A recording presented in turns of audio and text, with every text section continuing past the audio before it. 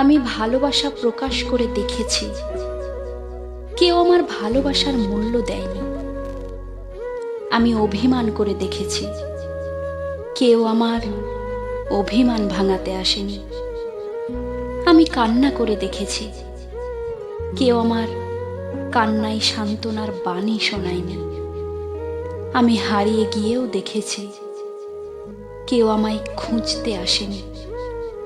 আমি বুঝেছি, আমি দেখেছি, আমি শিখেছি, নিজেকে নিজের ভালো থাকার কারণ হতে হবে, কষ্টগুলোকে আড়াল করতে হবে, নিজেই নিজের হাসির কারণ হতে হবে, ভালোবাসার প্রকাশ কমিয়ে দিতে হবে, হারিয়ে না গিয়ে নিজেকে এমনভাবে গড়তে হবে যাতে অবহেলা করা মানুষগুলো আমার জন্য আফসোস করে।